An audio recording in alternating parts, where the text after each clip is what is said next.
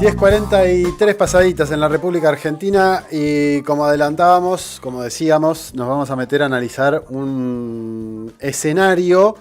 Lo venimos tratando medio colateralmente a lo que está haciendo la guerra en territorio ucraniano entre el llamado Occidente colectivo, Estados Unidos, la OTAN y la Federación Rusa. Hemos charlado también de cómo quedaba desacoplada la Unión Europea con la llegada de Donald Trump y con lo que fueron la cuestión de los aranceles, cómo ahí también hubo un quiebre, incluso en las narrativas. Bueno, la idea era, o es en realidad, tratar de entender de primera mano esto, más allá de lo que podemos leer desde aquí y tratar de hacer nuestros propios análisis. Tener la mirada de alguien que lo esté viviendo en carne propia, que esté en el lugar. Y no hay, creo que si hablamos de Unión Europea, no hay lugar más emblemático que Bruselas, Bélgica, donde se encuentra la sede de la Unión Europea y donde muchas veces se toman muchas de las decisiones que después van a repercutir en el resto del continente europeo.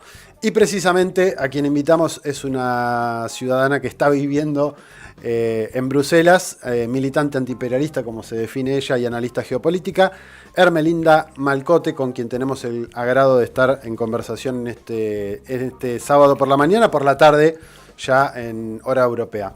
Ermelinda, muy buenos días, para nosotros buenas tardes para vos, gracias por haberte conectado para charlar unos minutos. Nicolás, Delfina, Miranda de este lado. Hola, muchísimas gracias por invitarme. Y también estoy en la ciudad que es sede de la OTAN, que lo sepan, o sea que estamos, bueno, cercados. A ver, primero preguntábamos recién a nuestra audiencia cuál creían que era el mayor legado que dejó Francisco. Me parece en esta fecha particularmente, habiendo sido tan reciente el fallecimiento del Papa, ¿qué te parece a vos? ¿Qué lectura haces? Sobre todo estando allí en Europa, que es donde también está ubicado el Vaticano. Pues los países europeos tuvieron muchas reacciones diferentes. Yo sé que en España hubo mucha emoción. En Bélgica es un país que se convirtió ateo, ya casi nadie practica el catolicismo. Es algo que ya se fue. Los abuelos lo practican y entonces aquí casi no hubo reacción. Se impidió que en el Parlamento se hablara y se hará un minuto de silencio. Y toda la narrativa que había acá sobre el Papa es sobre todo narrativa negativa por su posición con el aborto, sin dar el contexto de lo que es la Iglesia Católica y lo que puede contar. Y además en Bélgica, cuando murió el Papa, también hubo algo que pasó, que en una ciudad alguien distribuyó Coranes en los coches, y entonces fue un escándalo tan fuerte porque el racismo es muy, muy alto acá, que fue la noticia más importante.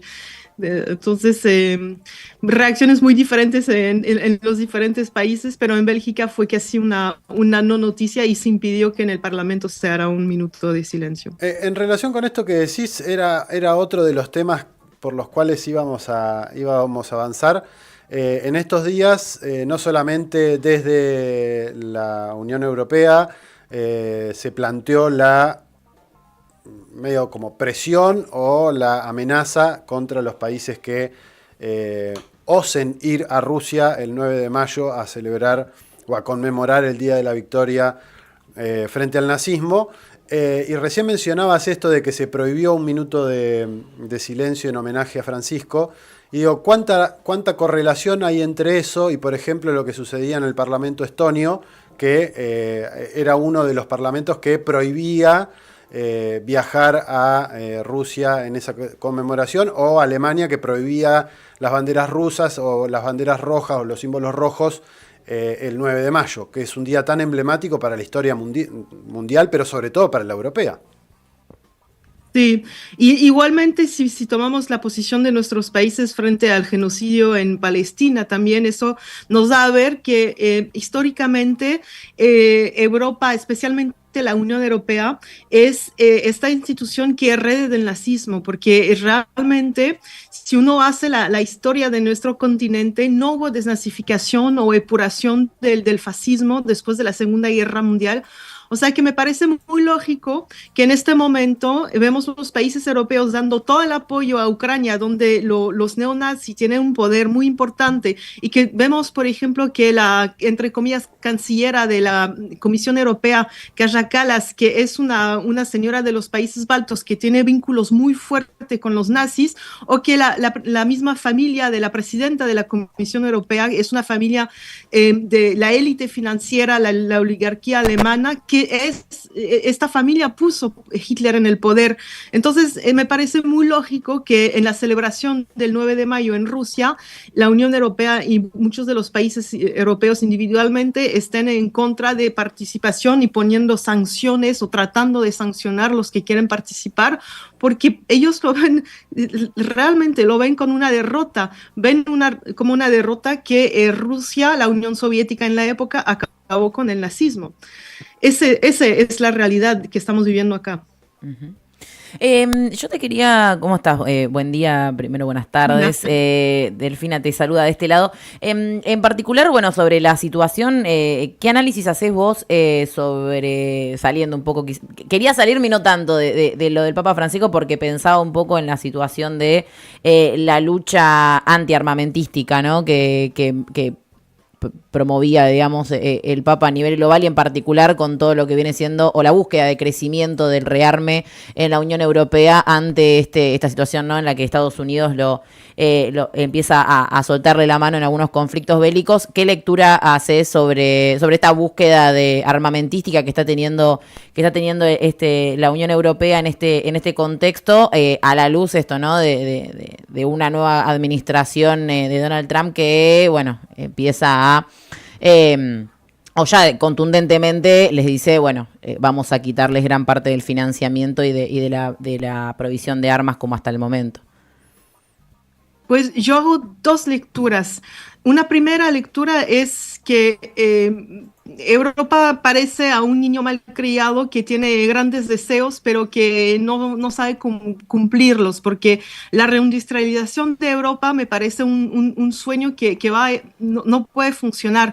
No es por nada que los países imperialistas fueron por todo en la financiarización de su economía, porque los países imperialistas, como tienen las monedas de reserva, benefician, las inversiones son mucho más fuertes en el sector financiero que en el sector productivo. Y como nuestros estados son incapaces de planificación y tampoco no tienen esta voluntad, porque un estado que planifica a largo plazo al final parece un estado un poquito socialista en alguno de sus rasgos, y no estamos yendo por esta vía.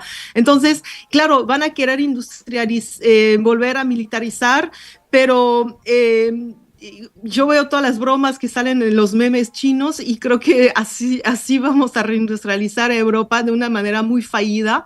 Una segunda cosa también es en el caso de Alemania, cuando se ve que Alemania ha hecho muchos préstamos por el momento para su reindustrialización. De hecho, es el único país europeo que puede esperar una reindustrialización a nivel militar.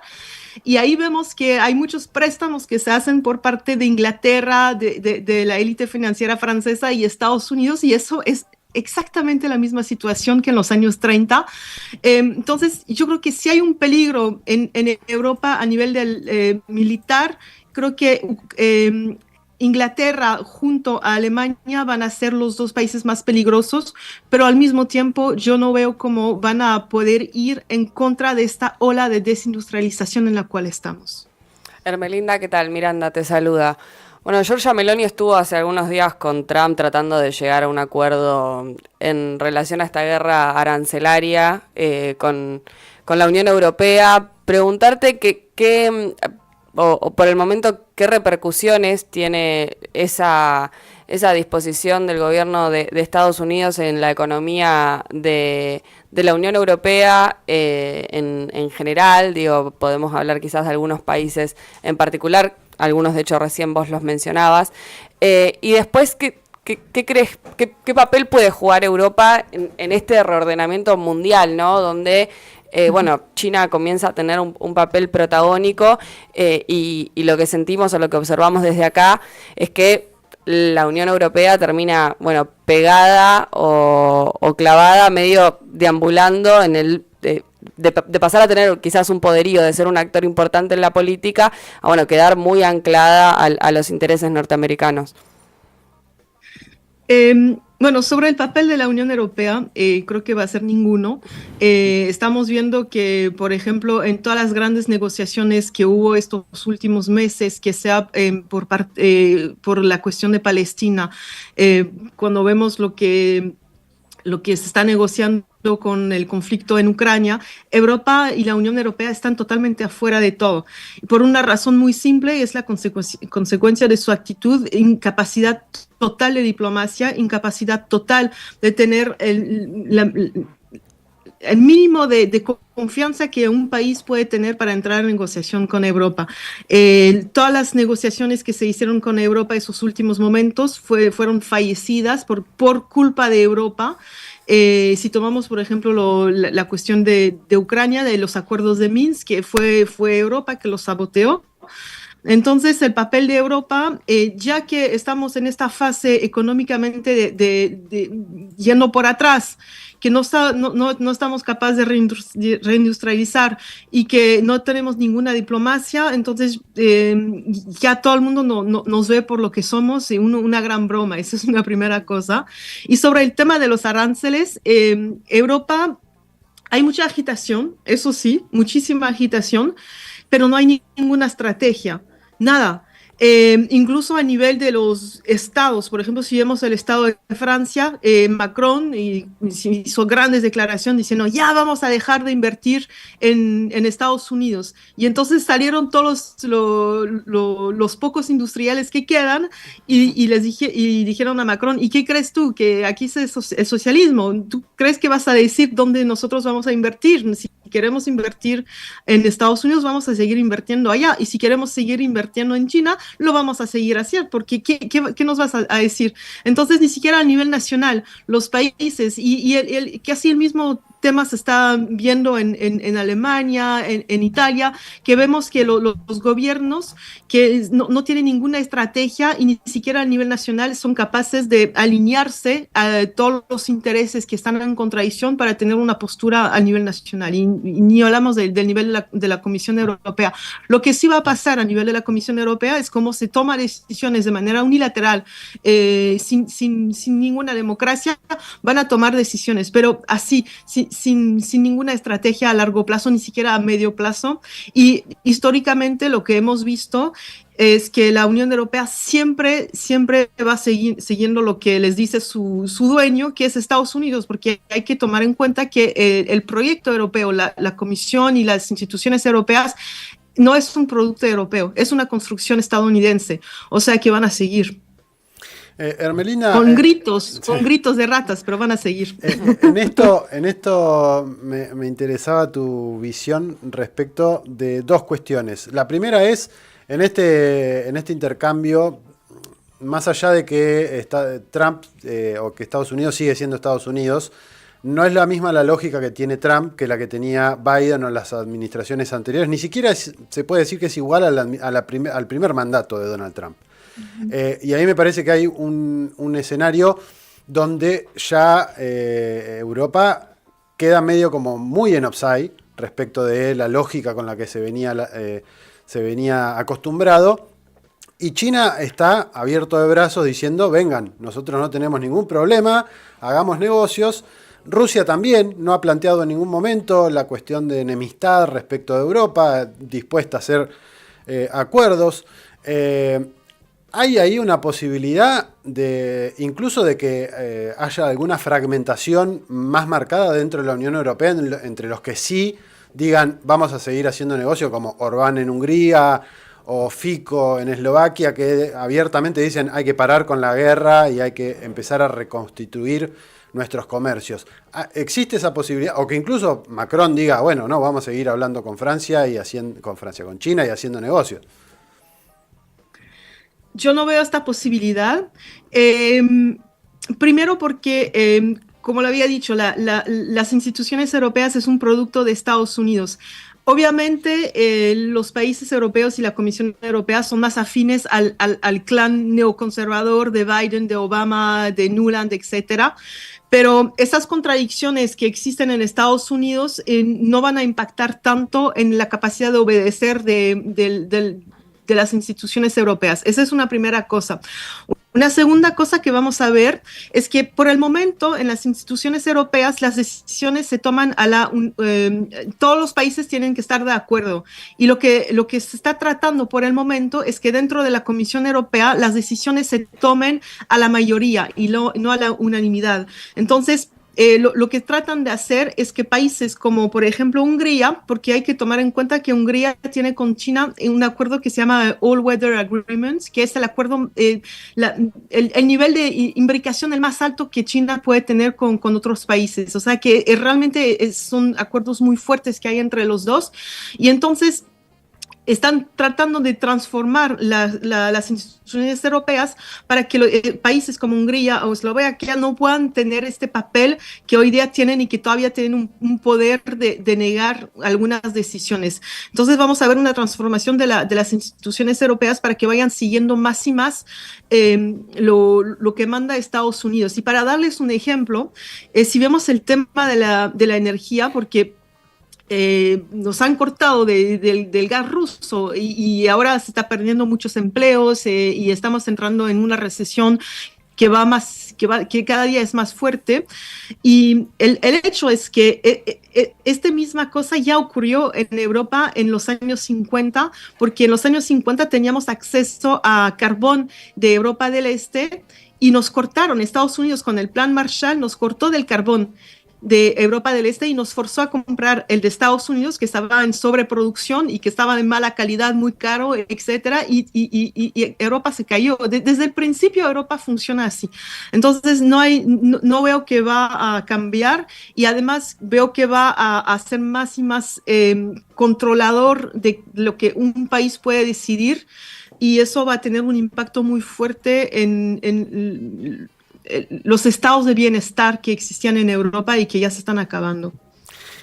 Por mi parte, la última, desde hace un tiempo a esta parte, por lo menos en el plano electoral, hemos visto que sobre todo lo que en Occidente se conoce como las extremas derechas, hablamos de Le Pen en Francia o de la AfD en Alemania, Alternativa para Alemania, se viene hablando como que tienen un crecimiento muy importante en materia electoral. Por lo menos aquí, humildemente, uno de los ejes que nos parece que hace a esa cuestión tiene que ver precisamente con lo que nombrás de las instituciones y cómo funciona las instituciones de la Unión Europea, y cómo muchas veces la gente, más allá de que debe haber muchas otras condiciones, no quiere la guerra, no quiere seguir financiando una guerra que no les sirve a ninguno dentro de la Unión Europea, excepto a las élites y a los norteamericanos.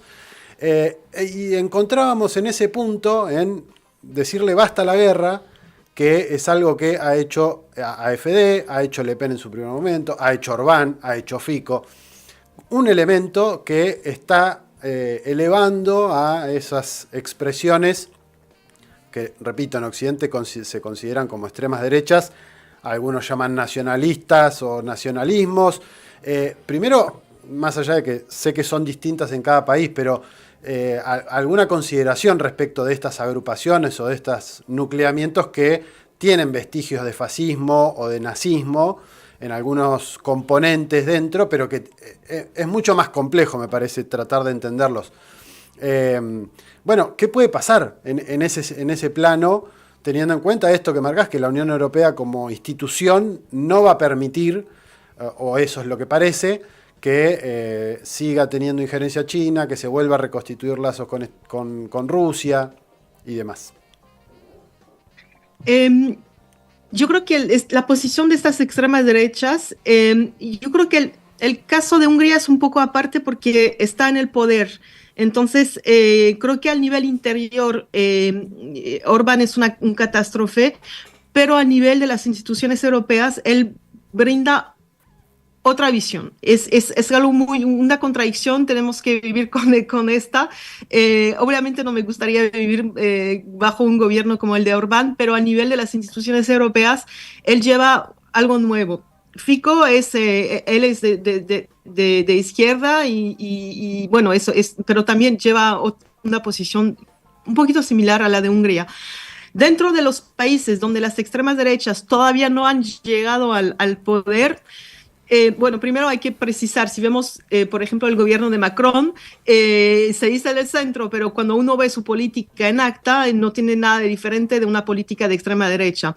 Y en Bélgica tenemos la extrema derecha también en el poder, en coaliciones desde ya mucho tiempo.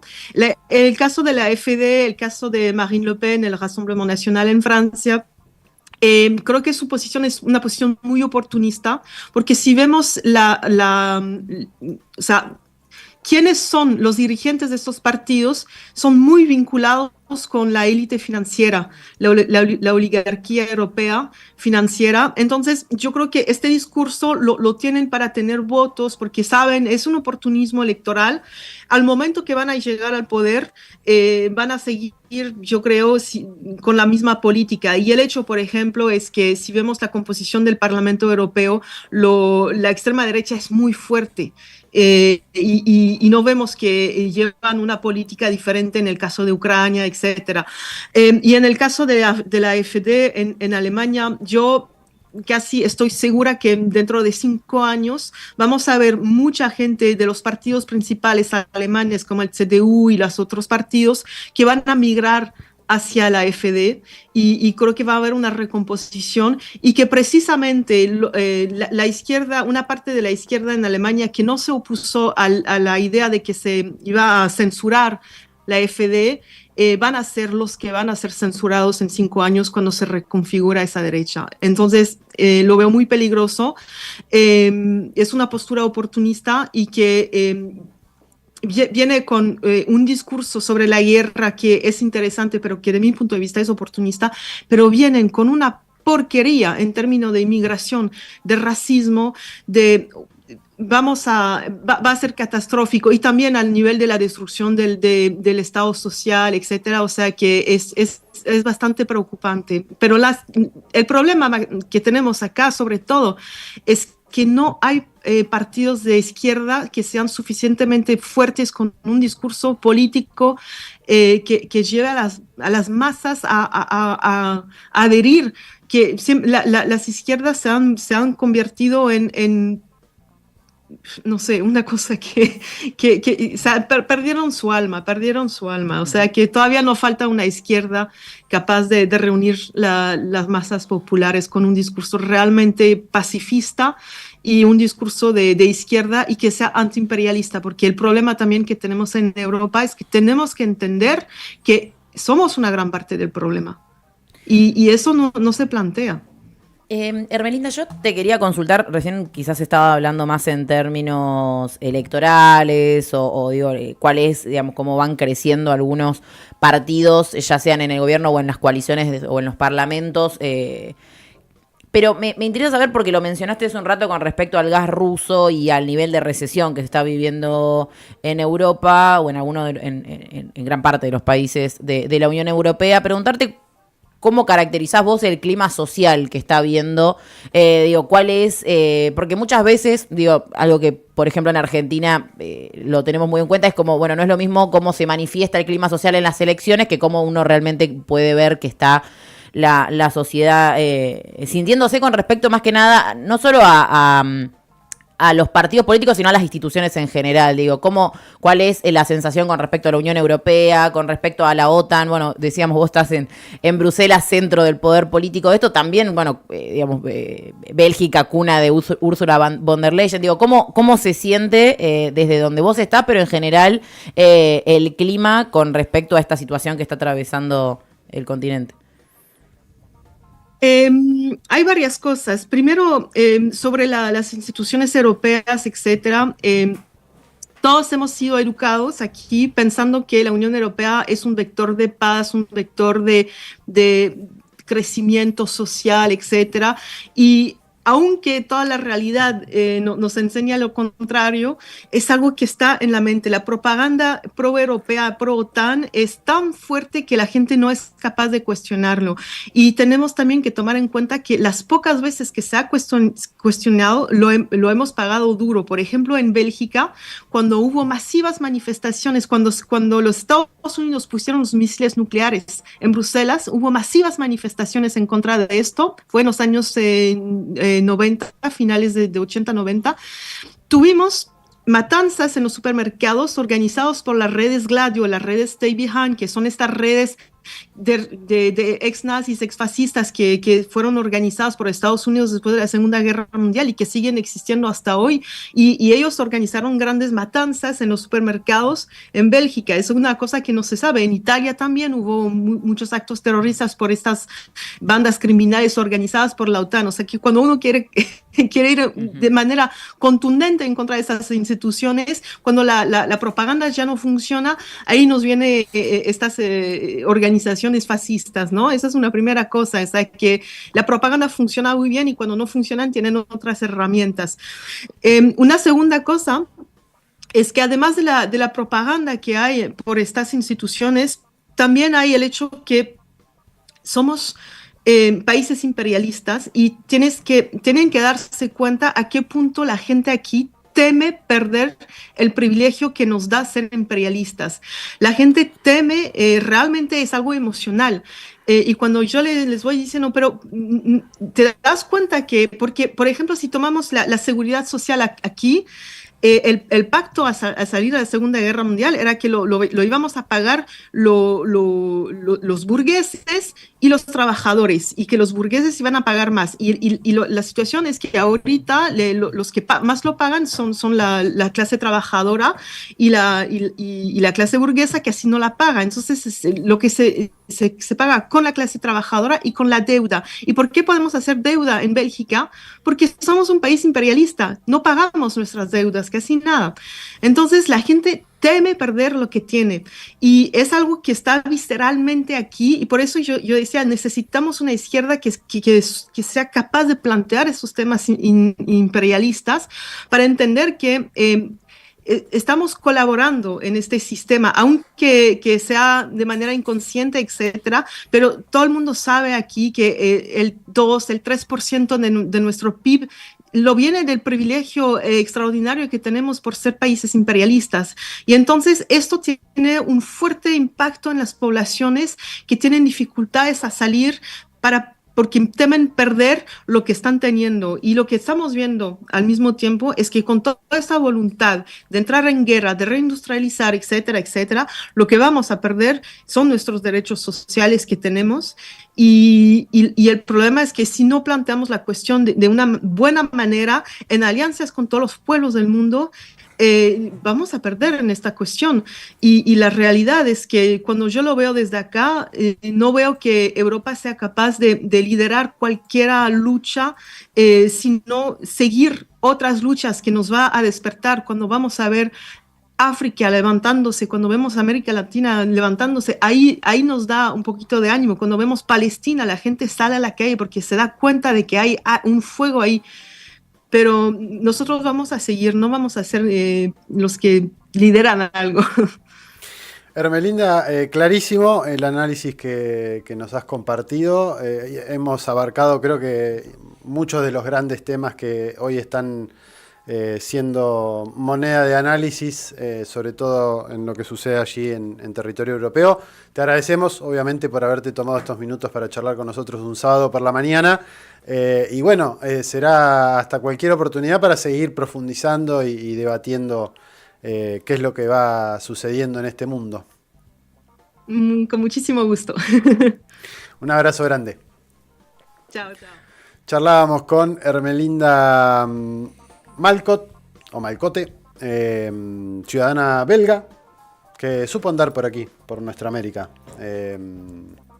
Si no me equivoco, estuvo en Caracas un par de veces, tema Mercosur. Un finísimo Telesur. español, algo que nosotros nunca podríamos No, hacer, es sí, hablar de esa verdad. forma en otro idioma. Dijo reindustrialización, chicos. Muchas Debe ser de veces. las palabras más complejas de la historia de la vida. Chapó. Te felicitamos por tu español. Es verdad, sí, está escuchando, la felicitamos. Totalmente. Se lo tendríamos que haber dicho. Sí, la verdad que dijo reindustrialización, se trabó una vez sola. Y además, yo. ahora me queda la duda de por qué sabe hablar tan bien español. Ahora le mandamos un mensaje. Ahora le mandamos un mensaje y le preguntamos. Nos pasamos unos minutos, nos parecía que valía la pena ante semejante entrevista, así que hacemos una breve pausa, una tandita y a la vuelta seguimos con la segunda, los segundos 45 minutos serían de este programa. Desde sus estudios ubicados en Comunidad Ferroviaria, a metros de la estación de Tolosa, estás escuchando Radio Trinchera,